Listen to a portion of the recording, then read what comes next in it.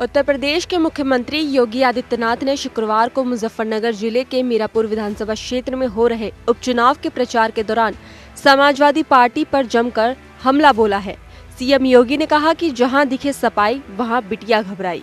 इस बयान के जरिए उन्होंने सपा के नेताओं पर महिलाओं के खिलाफ अपराध और उत्पीड़न को बढ़ावा देने का आरोप लगाया है। दरअसल यूपी की 9 विधानसभा सीटों पर उपचुनाव होने वाले हैं, तो इन्हीं 9 सीटों में से मुजफ्फरनगर जिले की मीरापुर विधानसभा सीट पर उपचुनाव होना है। ऐसे में इस सीट पर सीएम योगी चुनावी रैली करने के लिए शुक्रवार को जनता के बीच आए और लगे हाथ उन्होंने सपा पर जमकर निशाना भी साधा। सीएम योगी ने कहा कि आपने अयोध्या और कन्नौज में इनके कारनामे देखे हैं। ये लोग आस्था के साथ खिलवाड़ करने वाले हैं। इनके लिए लोकलाज कोई मायने नहीं रखता।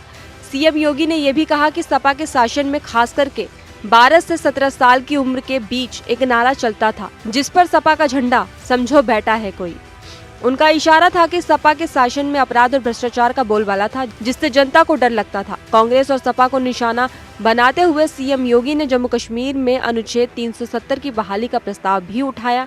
उन्होंने कहा कि सपा और कांग्रेस जम्मू कश्मीर में 370 को फिर से लागू करने की बात कह रहे हैं, जो कि आतंकवाद की जड़ है। इसी के आगे उन्होंने प्रधानमंत्री नरेंद्र मोदी द्वारा 5 अगस्त 2019 को अनुच्छेद 370 हटाए जाने का उल्लेख करते हुए पूछा कि कांग्रेस और सपा को जम्मू कश्मीर विधानसभा के इस प्रस्ताव पर अपनी स्थिति स्पष्ट करनी चाहिए। ये लोग पाकिस्तान और फिलिस्तीन के नाम पर आंसू बहाते हैं, लेकिन जम्मू कश्मीर में भारत की अखंडता और एकता को चुनौती देने पर मौन रहते हैं। सीएम योगी ने कांग्रेस और सपा पर आरोप लगाया कि ये दोनों पार्टियां राष्ट्रीय एकता के साथ खिलवाड़ कर रही हैं और अपने सियासी स्वार्थों के लिए झूठ बोलकर जनता को गुमराह कर रही है। उन्होंने ये भी कहा कि इन पार्टियों ने लोकसभा चुनाव के दौरान संविधान और आरक्षण के मुद्दे पर झूठ फैलाया था, जिससे समाज को विभाजित करने की कोशिश की गई थी।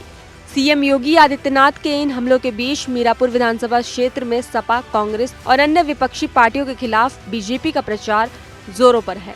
फिलहाल खबरों में बस इतना ही। बाकी देश और दुनिया की तमाम खबरों के लिए देखते रहिए दैनिक हिंट।